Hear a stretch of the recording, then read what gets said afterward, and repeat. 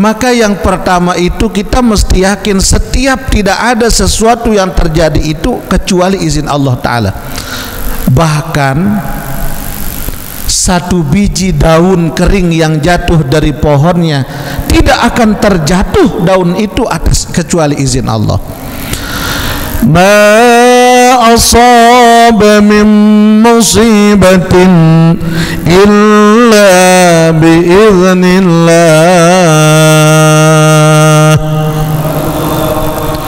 Tidak akan terjadi suatu perkara yang terjadi menimpamu, kata Allah, kecuali itu sudah ditentukan oleh Allah, itu atas izin Allah. Bahkan kita hadir malam ini izin Allah pula. Terkadang ada kawan kita yang berniat untuk hadir satu majelis dengan kita, namun Allah belum izinkan, tidak bisa Bapak Ibu, tidak bisa. Bismillahirrahmanirrahim. Bismillahirrahmanirrahim. Bismillah wa bihamdih. Assalamualaikum warahmatullahi wabarakatuh. Alhamdulillah wa kafa, wassalatu wassalamu ala rasulihil mustafa wa ala alihi wa sahbihi min ahli sidqi wal wafa. Qala subhanaka la ilma lana illa ma 'allamtana innaka antal alimul hakim. Wa la hawla wa la quwwata illa billahil aliyyil azim. Allahumma aghnina bil ilmi wa zayyinna bil hilmi wa akrimna bit taqwa wa jammilna bil afiyah. Allahumma faqihna fid din wa 'allimna at-ta'wil warzuqna fahmal mursalin wa alhiqna bis salihin. Amin ya rabbal alamin. Ma'asyiral muslimin para muhibbin rahimana wa iyyakumullah. Alhamdulillah, kita bersyukur kehadirat Allah Subhanahu wa ta'ala kembali pada malam hari ini atas nikmat dan anugerah dari Allah. Allah masih anugerahkan kepada kita nikmat sehat walafiat, sehingga alhamdulillah kembali kita hadir dalam majelis ilmu yang menjadi warisan terbaik yang ditinggalkan kita oleh baginda Nabi besar Muhammad sallallahu alaihi wasallam. Mudah-mudahan Allah berikan kepada kita ilmu yang barakah, ilmu yang bermanfaat, yang menjadi nur di dalam hati kita, sehingga dengan ilmu itu membawa kita untuk berjumpa dengan Allah dengan jiwa yang mutmainnah. Amin ya rabbal alamin. Sallallahu ala Muhammad, sallallahu alaihi wasallam, sallallahu ala Muhammad, sallallahu alaihi ya Nabi, salam alaika, ya Rasul, salam alaika, ya Habibi, salam alaika, salawatullah. Anta syamsun, anta badrun, anta nurun fawqa nuri, anta syamsun, anta badrun, anta nurun fawqa nuri, anta iksiru wa ghali, anta misbahus suduri ya Nabi salam ya Rasul salam ya Habib salam alaika salawatullah ya Habibi ya Muhammad ya arusal khafiqaini ya Habibi ya Muhammad ya arusal khafiqaini ya muayyad ya mumajjad ya imam al-qiblataini sallallahu ala Muhammad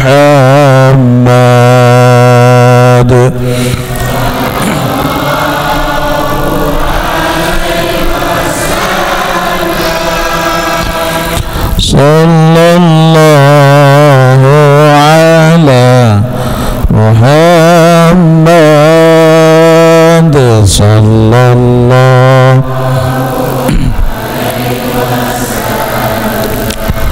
Allahumma salli wa sallim wa barik alaihi wa ala alihi. Sehat Bapak Ibu? Alhamdulillah, mudah-mudahan kesehatan niki tetap bisa kita manfaatkan di dalam kita bertaqarrub kepada Allah Subhanahu wa taala. Amin ya rabbal alamin.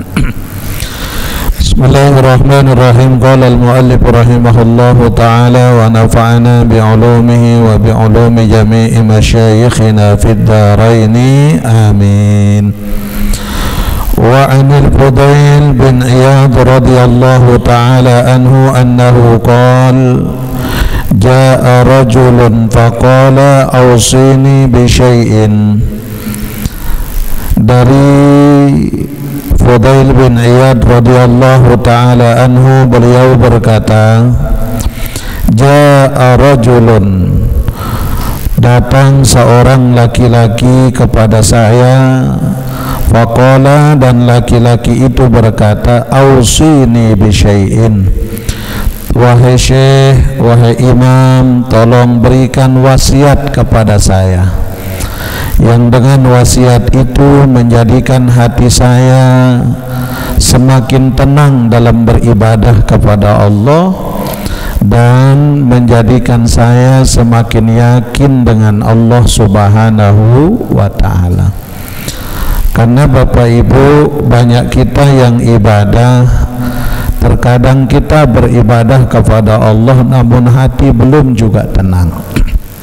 Bahkan ada kita yang beribadah hati kita gelisah, sehingga ibadah itu seolah-olah terpaksa antara kita dengan Allah. Jadi kondisi hati kita itu, kata ulama, adalah tergantung daripada wadahnya. Wadah dalam diri kita itu hati. Kalau hati ini tenang, maka insya Allah segala apapun yang kita alami dalam hidup ini tenang kita jalanin. Bahkan Imam Al-Ghazali pernah didatangi oleh seorang laki-laki yang sedang punya banyak masalah. Laki-laki ini mengatakan, wahai imam, aku ini banyak sekali masalahku, bahkan susahku tidak ada putus-putusnya. Kata Imam Al-Ghazali, wahai anak muda, silahkan datang, ikuti saya. Maka ikutlah anak muda ini di belakangnya beliau. Dan tidak lama Imamul Ghazali mengambil satu gelas air di telaga, satu gelas air, kemudian dalam gelas itu beliau campurkan satu genggam daripada garam. Jadi sia tetamaang le gelas nika. Kemudian diaduk oleh Imamul Ghazali. Kata beliau, coba kamu minum air ini, mungkin ini menjadi obat. Ternyata setelah minum si bajang niki langsung nengutak ngoron, muntahlah dia. Apa kata laki-laki ini? Wahai Imam, ini bukan menyelesaikan masalah, tapi ini menambah masalah dalam diri saya. Betapa pahit terasa daripada garam tersebut. Kamu masih yakin sama saya? Kata Imamul Ghazali. Iya, saya masih yakin. Kalau begitu ikuti lagi. Akhirnya diajaklah oleh Imamul Ghazali pada satu telaga yang di tengah-tengah kebun, dan telaga itu airnya jernih banget. Kemudian diambillah air satu gelas di telaga tersebut dan diberi minum kepada laki-laki ini. Maka diminum oleh laki-laki ini. Imamul Ghazali bertanya, gimana rasanya? Oh enak wahai Syekh, bahkan tenang jiwa saya menikmati segelas air ini. Beliau bertanya, apa yang membedakan segelas pertama dengan segelas kedua hingga rasanya berbeda dalam dirimu?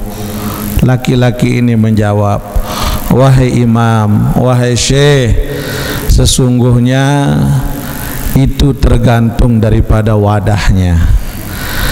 Ketika dalam wadah itu dimasuki terkontaminasi dengan sesuatu yang salah, maka salahlah yang akan terjadi. Kata Imamul Ghazali, begitulah hatimu wahai anak muda. Ketika engkau merasakan nikmatnya segelas air, seteguk air yang engkau minum, karena yang masuk itu adalah air yang bagus. Dan ketika segelas air yang berisi garam engkau minum, maka terasa pahit yang engkau rasakan, karena itu air sudah bercampur dengan sesuatu yang kurang bagus. Begitulah hati manusia. Hati kita ini Bapak Ibu, ketika hati ini ditanami, dimasuki dengan sesuatu yang bermanfaat, dimasuki dengan sesuatu yang mendatangkan hikmah, maka hati kita ini akan merasakan ketentraman, kenyamanan, lebih-lebih ketika kita menghadap dengan Allah Subhanahu wa ta'ala. Tapi begitu pula sebaliknya, ketika hati ini sudah terkontaminasi dengan sesuatu yang salah, hati ini sudah dititipkan, dimasukin ke dalamnya suatu pemahaman dan ilmu yang salah, maka yang ada dalam hati kita adalah kegelisahan, tidak akan pernah merasakan ketenangan. Maka oleh karena nikah Bapak Ibu yang dimuliakan Allah, hati-hati dengan apa yang masuk di dalam diri kita. Nah, pantas laki-laki ini bertanya kepada Fudail bin Iyad, "Ausini, berikan wasiat kepadaku, suatu wasiat, suatu nasihat yang bisa menenteramkan hatiku hingga ibadahku benar kepada Allah." Waqala, maka Fudail bin Iyad berkata, "Ihfazu anni khamsan." Peliharalah olehmu 5 hal wahai anak muda. 5 hal yang mesti kamu jaga dalam hidupmu. Awaluha, yang pertama, annama asabaka min syai'in faqul dzalika biqada'illahi ta'ala hatta tudfa'ul malamah. Yang pertama kata beliau, sesungguhnya kamu mesti meyakini setiap apa yang menimpa kepadamu, faqul dzalika biqadaillah, katakan itu semua tidak akan terjadi kecuali atas izin Allah. Ini kita tanamkan pertama, Bapak Ibu. Terkadang kan hidup ini penuh dengan masalah. Tidak ada orang hidup yang tidak punya masalah, betul? Ibu-ibu ada masalah pelungguh tuh. Apa masalah tuh? Kepeng luntuh. Kita punya masalah, imma tentang masalah keuangan, imma masalah keluarga, imma masalah yang lain-lain. Karena memang kata Nabi, ad-dunya darul imtihan. Dunia ini memang tempat yang penuh masalah, kata Nabi. Kalau kamu tidak mau hidup punya masalah, kata Nabi, mati saja. Kadang bagus ditekan keluarga, tetangga jari meri. Tetunda nih. Bagus dengan tetangga, bagus dengan suami istri, ipar jari bucung. Ara ande mano? Bedon ara. Arate. Coba kita lihat nih, semua punya masalah. Tapi kata Fudel bin Iyad, yakini dalam dirimu, ma asabaka min syai'in, apapun yang menimpamu atas segala sesuatu, faqul, katakan, dzalika biqada'illahi ta'ala hatta tadfa'ul malamah. Ini adalah takdir Allah yang memang harus aku jalani, dan aku yakin pasti ada hikmahnya. Ada doang hikmah, Bapak Ibu. Makanya Imam Asy-Syafi'i mengatakan, kalau kita ingin tenang, maka yang pertama itu kita mesti yakin setiap tidak ada sesuatu yang terjadi itu kecuali izin Allah Ta'ala. Bahkan satu biji daun kering yang jatuh dari pohonnya tidak akan terjatuh daun itu atas kecuali izin Allah. Ma asaba min musibatin illa biiznillah.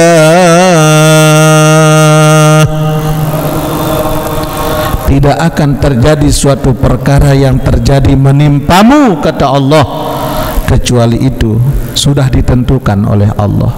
Itu atas izin Allah. Bahkan kita hadir malam ini izin Allah pula.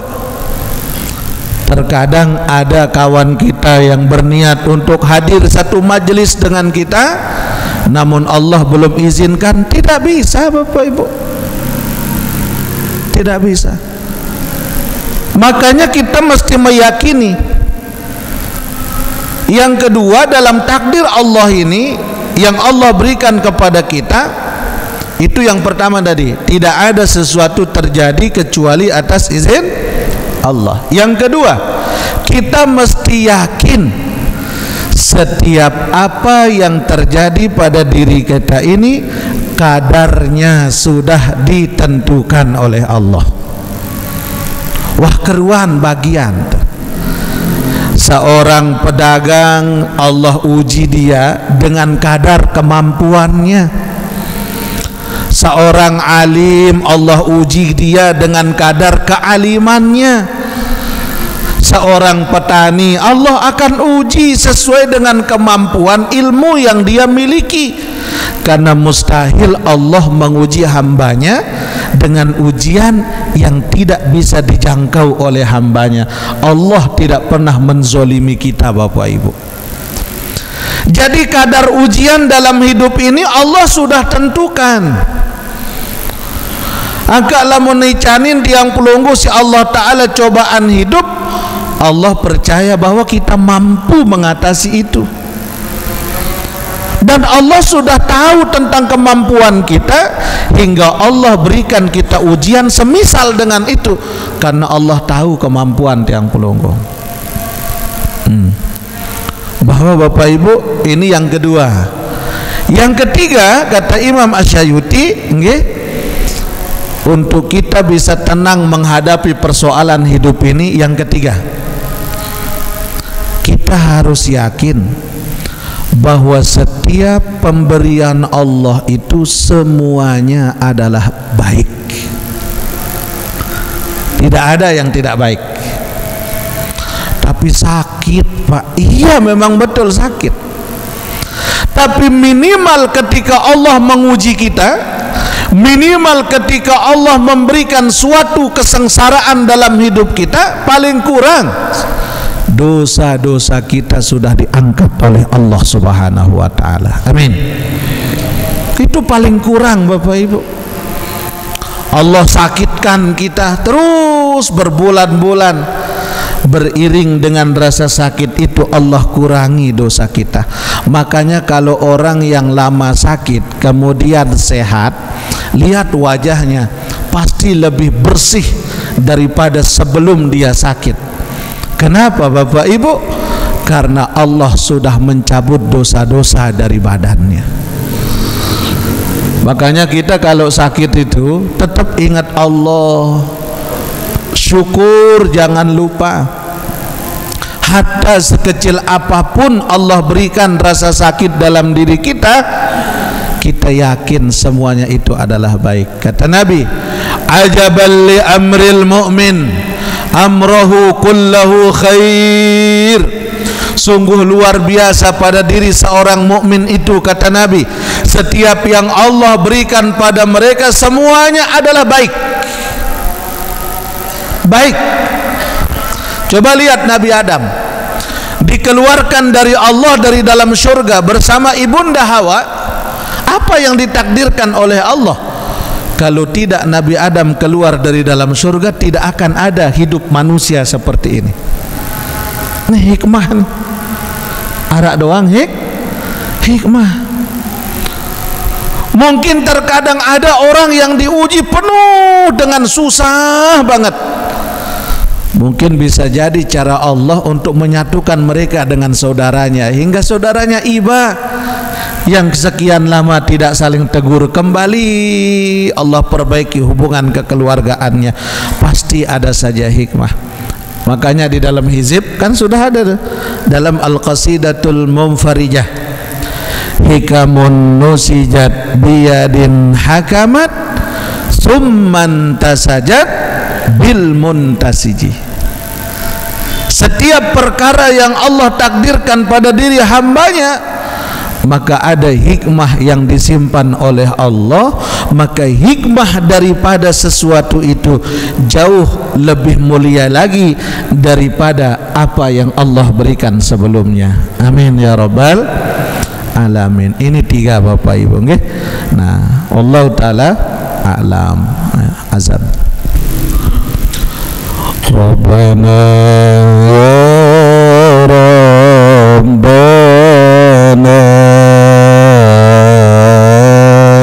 zalamna anfusana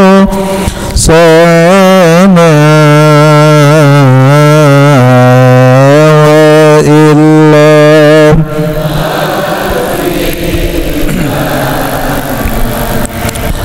wa tarhamna lanakunanna minal khasirin. Rabbana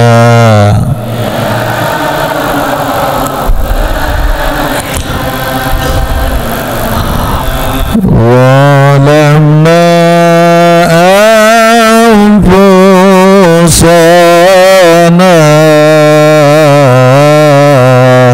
wa illam taghfir lana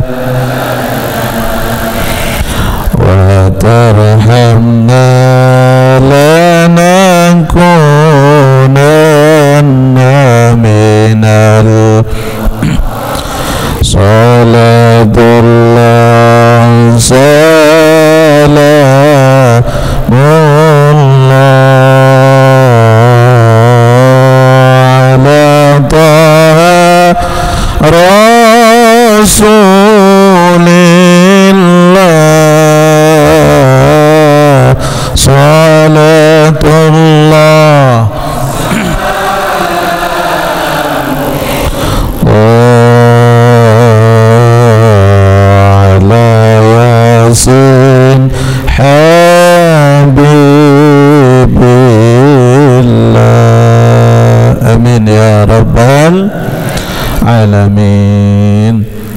Ma'asyiral muslimin rahimakumullah. Nah, itulah penguatan batin kita daripada Imam Asy-Syafi'i rahimahullahu taala. Jadi jangan kita pesimis ketika kita diuji oleh Allah. Maka katakan, kata Fudail bin Iyad, ini adalah takdir Allah yang memang harus aku jalani, dan aku yakin pasti Allah berikan hikmah. Jadi tenang kita. Watsani, adapun yang kedua, ihfaz lisanak, jaga ucapanmu, peliharalah ucapanmu, liyanju kullil khalqi minka, hingga menjadikan orang-orang lain terselamatkan dari ucapan kotormu, orang-orang terselamatkan dari kata-kata burukmu. Ketika orang lain terselamatkan dengan sebab ucapan buruk daripada kita, maka disebutkan wa anta tanju min azabillahi ta'ala. Kalau engkau mampu menyelamatkan orang lain dari kata-kata kotormu, maka Allah akan selamatkan kamu dari azabnya. Amin.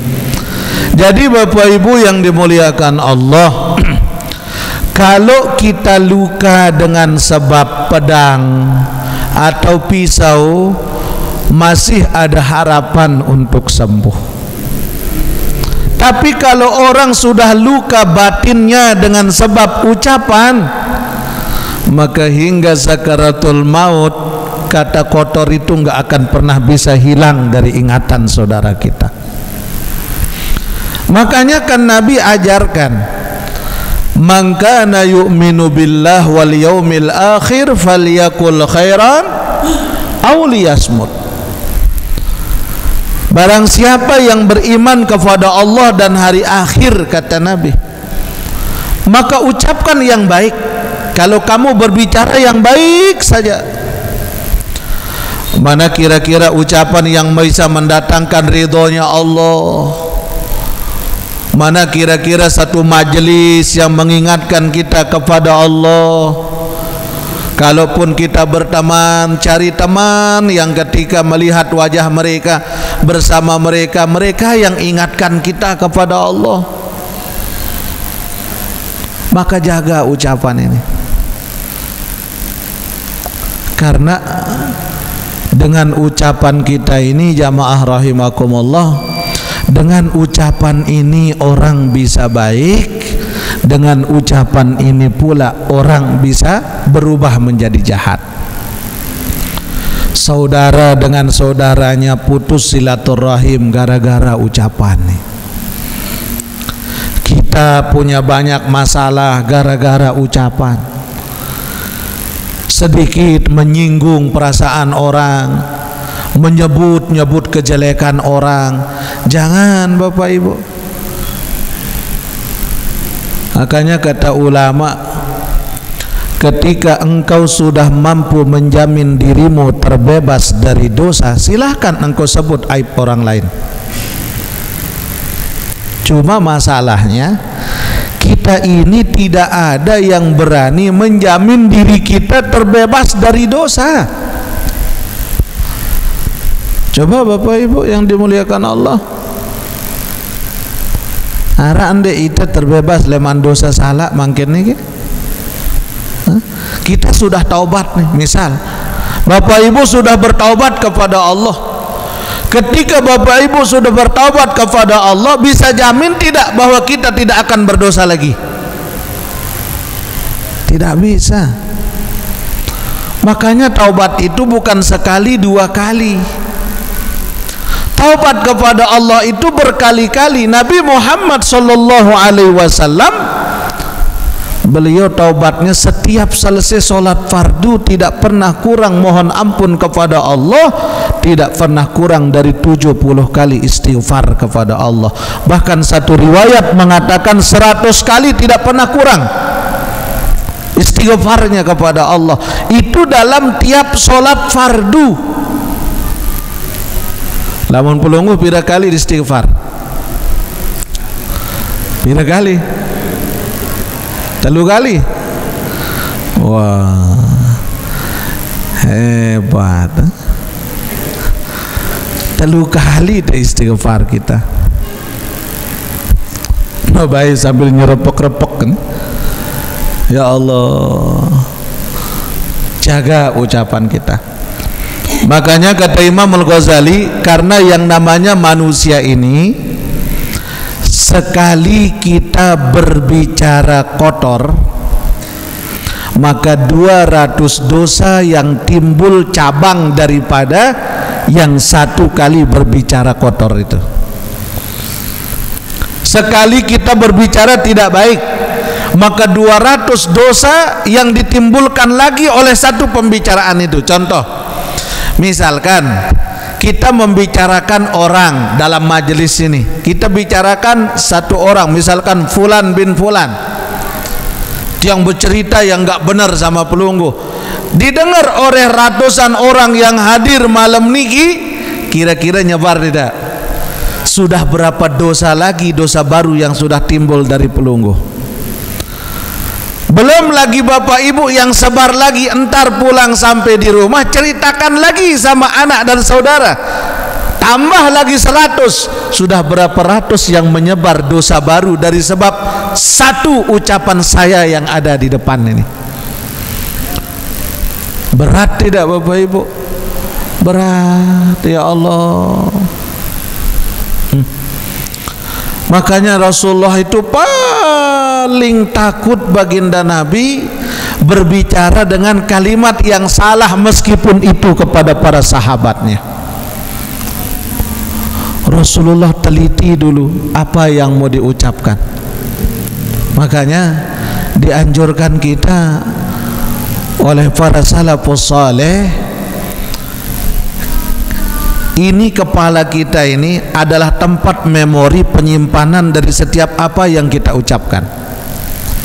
Kata ulama, kepala kita ini terbagi menjadi 3. Pertama, Ra'sul Muhayyalah. Mana Ra'sul Muhayyalah itu? Ini yang ada di ubun-ubun nih. Disinilah ruh itu ditiup oleh Allah Subhanahu wa ta'ala melalui ubun. Ilmu itu masuknya dari sini. Ketika sudah masuk di ubun-ubun kita, maka dipindah oleh Allah ke kepala belakang, namanya Ra'sul Muhafazah, kepala tempat penyimpanan memori. Ini memori card kita dalam hidup ini bapak ibu. Makanya Rasulullah larang kita memukul ini bagian belakang ini, nggak boleh. Apapun alasannya, sesalah apapun orang, jangan pukul ini bagian belakang kepalanya. Karena kalau ini sudah error, majnun kita, gila sudah kita nih. Makanya ini dilarang oleh baginda Nabi, karena di sini tempat penyimpanan memori cardnya kita. Masuknya ilmu datang melalui sini, namanya Ra'sul aneh lupa, Ra'sul Muhayyalah, kepala yang dari sinilah masuknya sesuatu dan dihayalkan di sini, kemudian disimpan di belakang, namanya Ra'sul Muhafazah, kepala tempat penyimpanan. Barulah setelah disimpan di sini, disaring dia oleh Allah, baru diucapkan, ini namanya Ra'sul Mutakallimah, Ra'sul Mutakallim, kepala. Dengan sebab ini baru dia bisa dikeluarkan itu suara. Yang 3 ini nggak boleh diganggu, kata Nabi. Baik kepala ini Ra'sul Muhayyalah, kemudian Ra'sul Muhafazah, kemudian Ra'sul Mutakallimah. Jangan diganggu yang 3 ini, karena disinilah posisi kemuliaan manusia itu. Makanya kepala ini perlu ditutup, karena tutupnya kepala itu adalah kemuliaan bagi mereka yang menutup kepalanya. Makanya beda auranya orang yang sering menutup kepala dengan tidak. Timak tebodo, teparan, tak alim saya dengar. Wah, baju dia aja. Padahal dia mau sembahyang ya dah. Tapi karena dia ditutup ini, subhanallah. Dulu tiang ingat Bapak Ibu saat tiang di muallimin, waktu aliyah muallimin, coba-coba baik tiang duduk sekali di bangku belakang, tiang buka kopiah santai mono. Guru yang mengajarkan tiang, salah seorang tuan guru, mudah-mudahan beliau sehat walafiat, dilempar tiang dengan penghapus. Astagfirullah. Padahal ini beliau ini sangat sayang sama tiang. Bahkan tiang bisa begini bimbingan dari beliau. Seumur hidup tiang diajar, tumben hari itu dia marah. Dia lempar tiang. Udah. Tiang apa? Oh, wah pintar kamu. Ampun bani lepas songkok. Astagfirullah. Padahal gara-gara membuka kopiah saja itu belum marah luar biasa. Hingga dari situ tiang tahu, Al-Maghfurlah Maulana Syekh mengatakan, kata beliau, sebodoh-bodohnya seorang manusia, tapi ketika kepala mereka ditutup baik dengan kopiah ataukah dengan sesuatu yang bermanfaat menutup kepala mereka, maka disitulah minimal Allah sudah tutup aibmu. Minimal aib kita ditutup oleh Allah, itu paling kurang. Dan karena puncak untuk mendapatkan al-ma'arifil ladunniyah, ilmu ladunni itu adalah dengan menutup kepala. Bahkan Rasulullah SAW, Ibu, kalau beliau masuk ke hammam, kalau beliau masuk ke toilet, Rasulullah ajarkan kita selalu tutup kepala. Meskipun tidaklah dengan kopiah, mana-mana handuk atau apa. Ketika masuk ke hammam. Kenapa? Karena di WC itu adalah pusat kekuatan iblis. Iblis itu kumpulnya di kamar mandi. Makanya orang kalau sudah jatuh di kamar mandi jarang yang selamat. Betul tidak? Karena memang puncak iblis itu kekuatannya di situ. Orang banyak kesurupan ketika udah banyak masuk kamar mandi. Hingga baginda Nabi setiap akan masuk kamar mandi itu beliau tutup kepalanya. Untuk apa? Menjaga diri dari gangguan syaitan. Nah, Ibu ya, perlu ada sehat ya dah. Nah, resep kalau kita untuk sehat, okay? Kalau untuk sehat, ketika kita mandi, lek waktu bersabun, no, adik ndak terkuat sakit. Jadi dulu ulama ngajarin kita ada doa yang kalau kita di doa pusaka itu waktu pakai sabun, di situ banyak amrartu kapan sabbahat fi hal hasawa arwatil jaisha bima'in hamid ala ma'ashi wa ma'adi wa ala zurriyati wa batini zurriyati wa batini wa zahiri. Guru besar kami Al-Mafullah Tuan Guru Haji Zainuddin Abdul Majid Pancor, beliau 102 tahun umur beliau. Alhamdulillah ndek kuah sakit bahasan beliau kecuali menjelang akhir hayat saja. Apa kuncinya? Setiap mandi itu dipakai bersabun. Waktu tiap pasang sabun itu doanya yang beliau baca, nggih. Amrartu kapan sabbahat fi hal hasa wa arwatil jasya bima in hamiri ala ma'ashi wa ma'adi wa ala zurriyati wa batini wa zahiri. Jadi keturunan kita, batin kita, zahir kita, semuanya dibersihkan oleh Allah. Lagu dendek ke nyurak-nyurak ketuli dalam jedingnya. Amro tu kapan sabahat fi hal haso aponin batur ya bihawat jaga. Jadi sekedarnya saja ya. Nah itu obat. Nah untuk menjaga kita dari syaitan. Tapi cukup hanya kita yang dengar ucapannya, tidak sebesar seperti kita bersama orang lain. Enggak, cukup sekedar kita yang baca, kita yang dengar, itu saja. Okay? Nah ini yang kedua. Kalau kamu mau hati tenang, kata Fudail bin Iyad, jaga ucapanmu. Wal thalithu, adapun yang ketiga, saddiq rabbaka bima wa'daka minar rizqi hatta takuna mu'minan. Yang ketiga, kalau kamu mau tenang, kata Fudail bin Iyad, jangan sekali-kali kamu meragukan urusan rizki, karena itu sudah dijamin oleh Allah dalam hidupmu. Benarkan, yakini janji Allah. Ini Allah kok yang berjanji, janji Allah. Ndek na janjin caleg, janji Allah. La yukhliful mi'ad. Sama sekali Allah itu enggak pernah ingkar janji kepada hambanya. Cuma kita yang malas datangnya. Datangnya malas, rizkinya seret.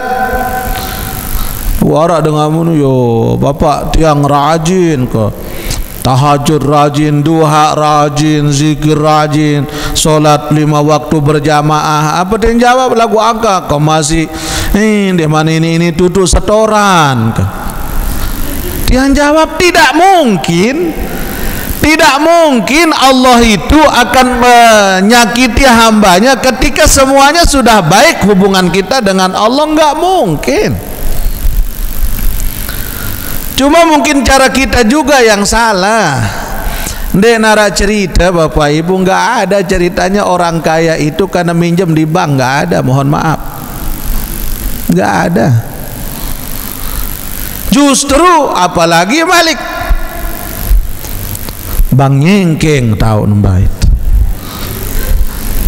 Ada aran Bang Nyengkeng. Bang Nyengkeng cara peraya. Nggih. Enggak bang subuh hendak. Ya Allah ya Rob, pagi dia dapat, sorenya udah ditagih. Ya salam. Nah, kadang ada mindset kita yang salah Bapak Ibu. Mohon maaf. Dimanapun tiang ceramah, hal seperti ini yang terberat yang tiang hadapi. Apa? Ketika hati kita ini sudah terpaut dengan mohon maaf minjem, apalagi sekarang nih lalang semonda judi online nih muncul di HP ini. Ndek tawahanu iya nawarang yo tiang tahadus bini mah ada satu aplikasi namanya Maktabah Syamilah. Maktabah Syamilah itu kurang lebih 2000 judul kitab ada di situ tiang buka. Tiang coba cari Maktabah Syamilah, tiang cari beberapa kitab-kitab mantik yang ada di situ. Ini mau ya sugul, Anda ingin minjam dalam proses tercepat. Innalillah. Sebegitunya kita nih ujian hidupnya, Masya Allah. Nah jawabannya, ayo kembalikan ke iman kita. Kembalikan ke iman kita. Pernah tiang ceritakan Bapak Ibu, sahabat Nabi yang paling kaya, bahkan bisa menyaingi kekayaannya Utsman bin Affan. Siapa? Abdurrahman bin Auf. Beliau ini kepingin miskin tapi tidak bisa. Bahkan beliau bilang ke Rasulullah, ya Rasul, doakan saya agar saya hidup miskin. Diajar doa oleh Nabi. Apa doanya? Mele dah baca ibu? Meh kajar. Kata Abdurrahman bin Auf, diajar doa oleh Nabi, Allahumma ahyini miskina, ya Allah hidupkan aku miskin, wa amitni miskina, matikan aku dalam keadaan miskin, wahsyurni ma'azumratil masakin, dan kumpulkan aku nanti di akhirat bersama orang-orang yang miskin. Kata Abdurrahman bin Auf, tapi seumur hidup dia tidak miskin-miskin. Ibu milih kajar doa nih, milih apal one day. Nah, sehingga sampai seperti itu keinginannya, ingin miskin tapi tidak bisa. Abdurrahman satu-satunya sahabat yang ketika bersama Nabi SAW hijrah dari Makkah menuju Madinah, tidak ada yang dia bawa kecuali pakaian yang melekat di badan. Hartanya ditinggal, kebunnya ditinggal, di Taif berapa persawahannya ditinggal, menuju Madinah. Nabi tanya, Abdurrahman, lalu apa yang engkau tinggalkan kepada istri dan anak-anakmu? Maka dia menjawab, Allah wa rasuluh, cukup Allah dan Rasulnya yang aku tinggalkan. Itu Bapak Ibu masih tamu ni lamun kendek nyinggak lek bang embe terus. Sudah salah kita punya pikiran. Abdurrahman bin Auf datang ke Madinah. Hingga apa kata sahabat? Wahai Abdurrahman, engkau terkenal seorang pengusaha sukses. Ayo kita bangkit di Madinah. Aku punya 30 hektar kebun kurma, kita bagi dua. Engkau ambil 15 hektar, aku 15 hektar. Kita berusaha sama-sama melalui kebun kurma ini. Begitu orang-orang Ansor menghargai saudaranya yang berhijrah dari Makkah. Ibu, 15 hektar diserah kebunnya kepada Abdurrahman bin Auf. Tapi akankah diterima? Tidak. Tiang lamun tiang endeng kira-kira pira hektar debeng tiang? Hah? Sekarung. Ya Allah. Kata Abdurrahman, jangan kebun, ndak usah. Cuma cukup satu yang aku tanyakan, ajak aku di mana pasar. Medo pekan. Maka dibawa dia ke pasar Bani Qainuqa namanya. Masuklah ke pasar itu, di situ Abdurrahman bin Auf mulai usahanya. Orang yang bisa berusaha tanpa modal, berusaha sukses. Caranya gimana? Ayo wahai saudaraku, itu buah kurma yang antum punya, biarkan aku yang jual. Tapi nanti aku bayar setelah kurma itu laku. Engkau jual berapa? Amun bahasan tita, ia nyodok jualang dengan. Misalkan ini kurma seharga 50.000 cash, ya sudah, diambil oleh beliau hingga laku 80.000. Maka yang dibalikkan ke pemiliknya hanya 50.000. Nah, keuntungan yang 30.000 digunakan bangkit oleh Abdurrahman bin Auf, bangkit hingga sahabat yang memberikan kurma untuk dijual pun kebunnya dibeli lagi oleh Abdurrahman bin Auf. Sukses. Hingga apa kata Nabi dalam satu dakwah di Masjid Nabawi? Nabi katakan, orang yang paling lama masuk surga di kalangan umatku adalah orang kaya yang pelit. Bingung Abdurrahman bin Auf, tidak tidur berminggu-minggu. Hartanya disedekahkan untuk ingin jatuh jadi orang miskin. Tapi semakin dia sedekah, semakin Allah murahkan rizkinya. Hingga kata Abdurrahman bin Auf, ya Rasulullah, doakan aku ya Rasul, agar aku bisa istiqomah di dalam masjid seperti halnya sahabat yang lain. hingga qadarullah terjadilah musim kemarau. Paceklik, sudah tidak ada orang yang keluar berdagang, namun hanya harta Abdurrahman bin Auf yang buah kurmanya semakin lebat sampai tidak ada orang yang beli, hingga busuklah itu kurma. Kata Abdurrahman, alhamdulillah ya Rabb, aku bisa berdiam diri dengan nikmat di dalam masjid. Ternyata qadarullah, kurang lebih Abdurrahman baru seminggu di dalam masjid, datang utusan dari negeri Yaman ke baginda Nabi.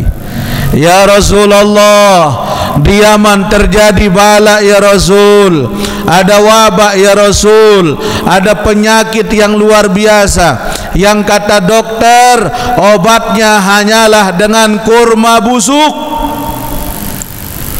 Siapa di Madinah yang punya kurma busuk ya Rasul? Kami beli dengan harga 3 kali lipat daripada harga sebelumnya.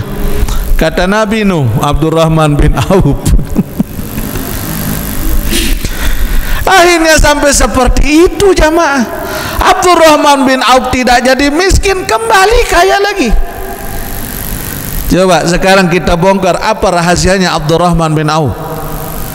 Pertama, keyakinannya tidak pernah kurang kepada Allah dalam urusan rezeki. Selama saya masih hidup, jatah rezeki saya masih ada dari Allah.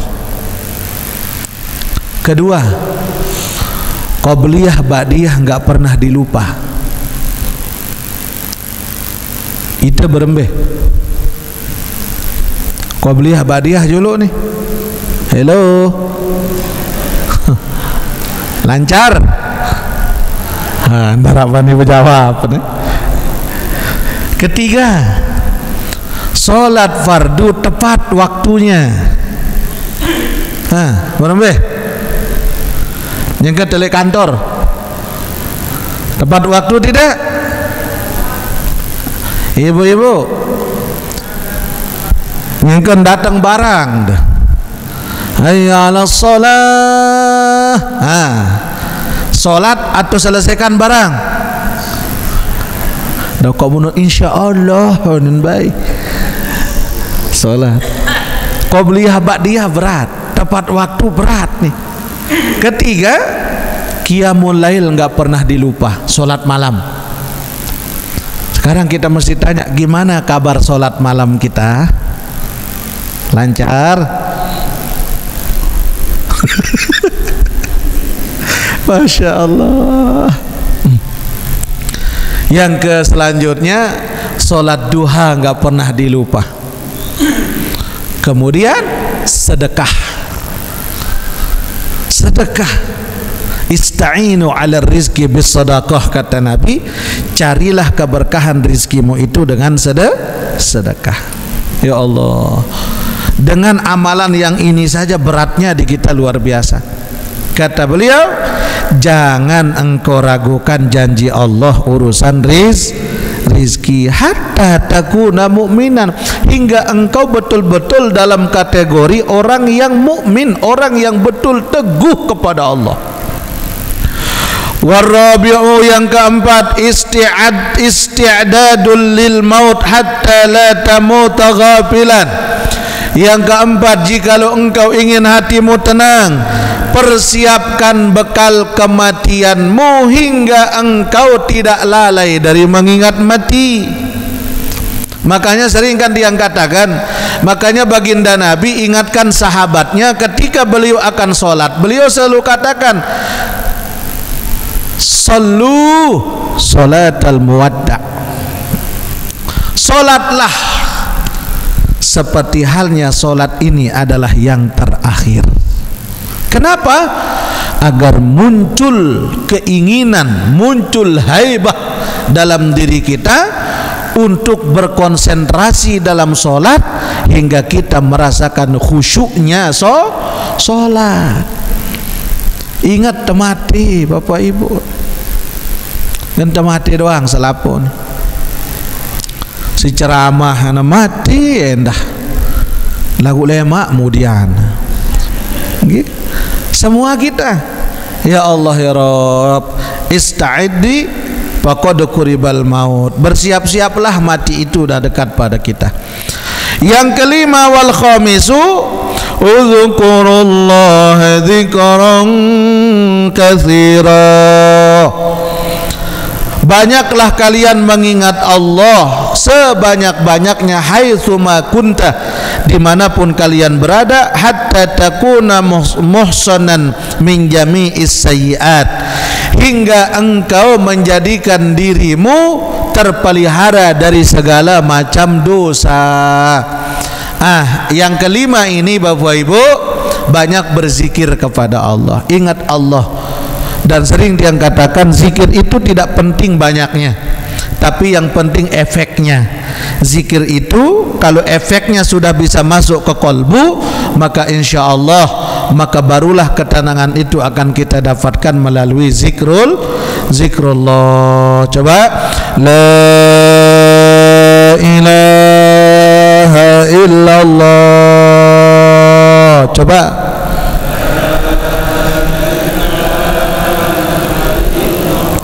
Coba masukkan ke hati. La ilaha illallah.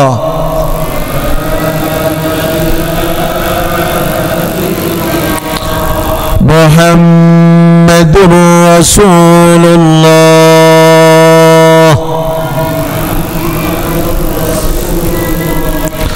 Allah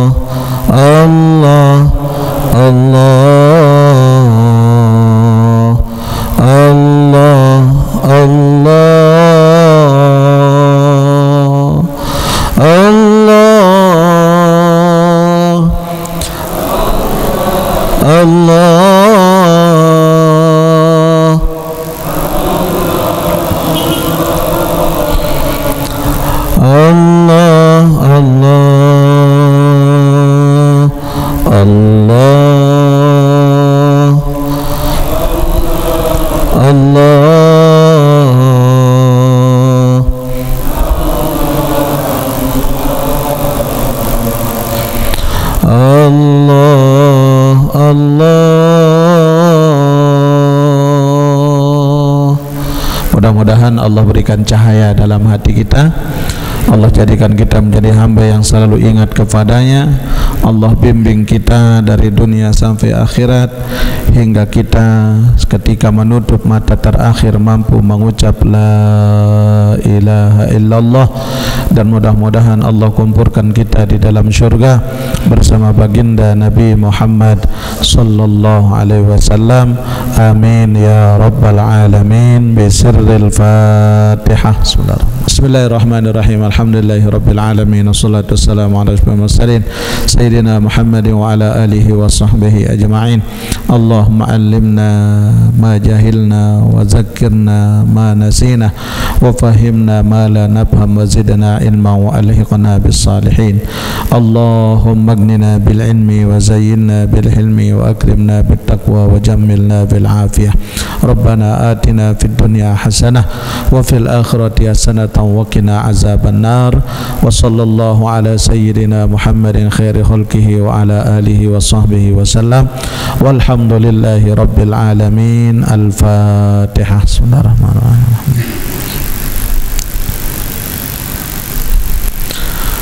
Kurang lebihnya mohon dimaafkan. Jazakumullahu ahsanal jazaa. Wallahul muwaffiq wal hadi ila sabilir rasyad.